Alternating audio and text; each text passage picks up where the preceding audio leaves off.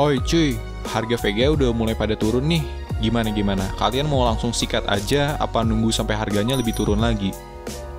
Kalau gue sih masih mau nunggu 1-2 bulan lagi ya, karena kayaknya tren harganya masih bakalan turun terus deh. Ngomongin masalah VGA, baru-baru ini gue dikirimin VGA AMD Radeon RX 6700 XT dari AMD Indonesia buat di-review dan di-share experience-nya dengan kalian semua. Thank you banget ya buat Mas Joshua dari AMD Indonesia yang udah mau ngirimin 6700 XT buat di-review di channel YouTube Converse. Oke, langsung aja kita unboxing dulu VGA-nya.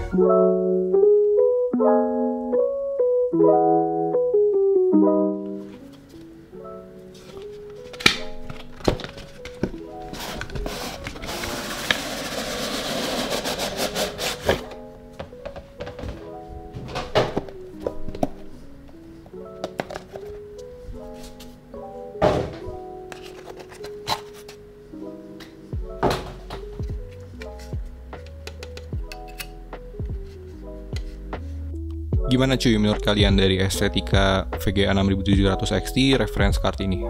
Kalau menurut gue sih dari segi bentuk VGA ini kelihatan lumayan keren, tapi karena VGA-nya reference card jadi bentuknya rada minimalis aja dan gak gaming-gaming banget.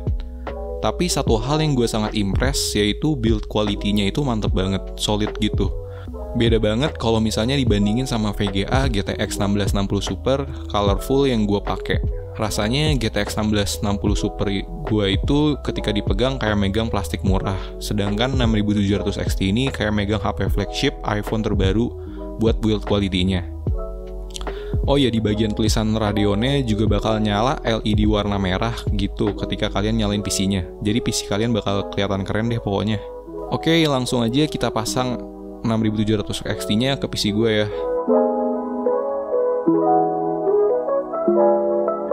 Sambil gue pasang VGA-nya, gue mau ngasih tahu kalian beberapa hal tentang 6700 XT ini ke kalian.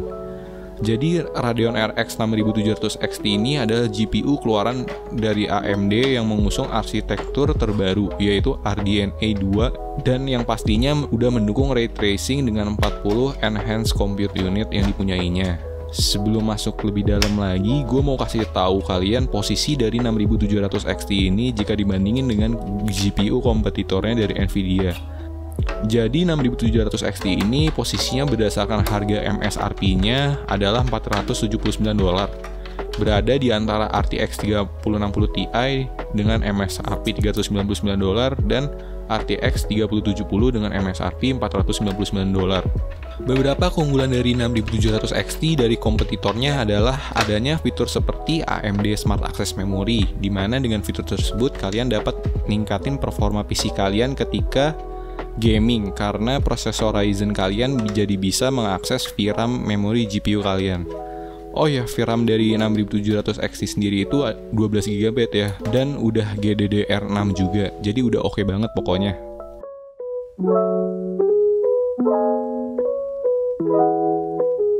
Lanjut ke performa dari 6700 XT sendiri, mungkin beberapa dari kalian masih lebih prefer untuk pakai GPU dari Nvidia dan masih memandang GPU dari AMD sebelah mata.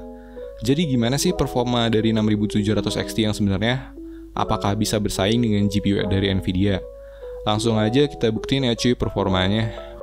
Kalau dari advertising 6700 XT sendiri, GPU ini ngincer gaming di 1440p atau 2K dengan high frame rate. Tapi berhubung karena monitor gua masih 1080p, jadi ya udah nggak apa-apa deh ya kita tes di 1080p aja. Pengetesan ini gua lakuin di PC pribadi gua dengan konfigurasi specs yaitu Ryzen 5 3600, RAM 16GB dengan speed 3200 dual channel, motherboard ASRock B450M Steel Legend, dan SSD NVMe Gen 3. Semua game yang gue pakai di sini di setting mentok kanan atau preset ultra ya cuy. Langsung aja kita coba satu-satu game ya. Game pertama yang gue pakai buat ngetes 6700 XT ini adalah Forza Horizon 4. Di game ini 6700 XT bisa ngasih average FPS sebesar 176, dimana itu udah cukup banget apalagi buat kalian yang punya monitor 1080p 144Hz atau lebih, atau bahkan mungkin monitor 1440p atau 4K. GPU ini udah bisa banget untuk menghandle kebutuhan kalian. Experience yang gue dapetin sangat smooth dan effortless banget buat 6700 XT melahap game Forza Horizon 4 yang rata kanan. Game selanjutnya yang gue tes adalah Shadow of the Tomb Raider. Di game ini gue ngedapetin hasil average FPS sebesar 121 tanpa ray tracing tapi ya cuy. Tadinya gue mau coba ray tracingnya juga di game ini, tapi entah kenapa di settingan gamenya nggak muncul opsi ray tracingnya. Performa yang gue dapetin ketika nyoba game ini, experience-nya udah smooth banget. Bahkan ketika di scene-scene tertentu yang biasanya sangat berpengaruh ke FPS dengan 6700 XT, gue bisa dapetin hasil FPS yang konsisten di atas 100. Game selanjutnya Watch Dogs 2. Di sini gue dapetin average FPS sebesar 84. Experience yang gue dapetin ketika mainin game ini udah cukup oke dan stabil, selalu di atas 70-80 FPS di scene-scene yang berat.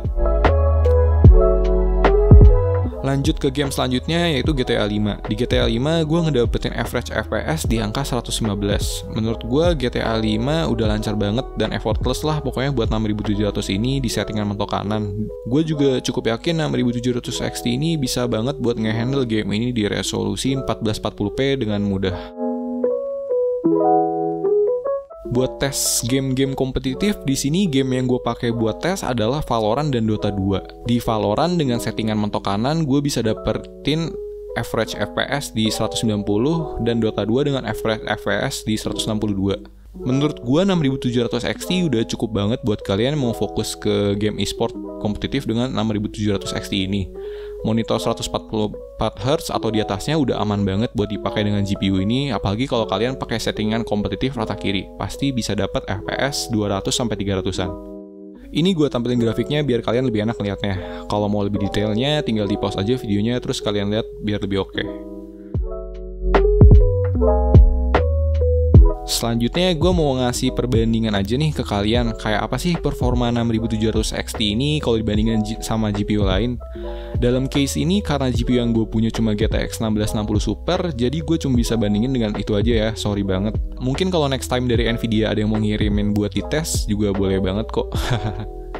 Buat game AAA kayak Forza Horizon 4, Shadow of the Tomb Raider, dan Watch Dogs 2, performa yang kita dapetin kalau dibandingin dengan GTX 1660 Super adalah sekitar 50-66%. Buat GTA 5 di sini dari hasil pengetesan gua perbedaannya nggak signifikan, yaitu peningkatannya cuma sekitar 4% aja. Buat game e-sport kompetitif di sini dari hasil pengetesan gua perbedaan performanya nggak terlalu signifikan, yaitu cuma sekitar 1% aja di Valorant dan minus 7% di Dota 2. Ada banyak faktor yang nyebabin hal tersebut. Di antaranya ketika pengetesan map yang gue dapetin berbeda di game Valorant-nya, dan saat pengetesan Dota 2, hero yang dipakai di kedua match berbeda. Jadi berpengaruh juga ke performanya sendiri. Selain itu, game-game yang udah rada lama dan game e-sport kompetitif biasanya lebih CPU oriented daripada GPU oriented. Itu sih alasannya kenapa FPS di game-game lama atau e-sport kurang signifikan perbedaannya. Detailnya bisa kalian lihat di grafik ini ya, di pause aja biar enak liatnya. Buat productivity, performa dari 6700 XT juga udah mantep banget. Gue coba buat edit video 4K di Premiere Pro dengan resolusi full udah lancar banget, baik playbacknya dan scrubbing timeline-nya. Padahal udah dikasih beberapa efek, warp stabilizer, dan color grading. Biasanya kalau di GPU gue, GTX 1660 Super udah rada macet-macet kalau ngedit dengan konfigurasi seperti itu. Tapi di 6700 XT masih lancar banget, puas deh pokoknya gue. Jadi kesimpulannya, apakah 6700 XT ini worth it? Menurut gue 6700 XT sangat worth it buat kalian yang mau gaming dengan performa tinggi seperti di 1440p atau 1080p dengan frame rate yang tinggi. Karena dengan harga yang di bawah RTX 3070 dan sedikit di atas RTX 3060 Ti, kalian udah bisa dapetin performa yang sangat kompetitif dengan para kompetitornya. Cuma satu hal aja yang jadi catatan gue, berdasarkan riset yang gue lakuin dari reviewer-reviewer luar, performa dari Ray Tracing 6700 XT ini masih bisa dibilang di bawahnya RTX 3060 Ti atau RTX 3070 dari Nvidia. Jadi buat kalian yang mau beli GPU ini dengan Ray Tracing sebagai pertimbangan utama, mungkin kalian harus lebih memperhatikan hal itu sih.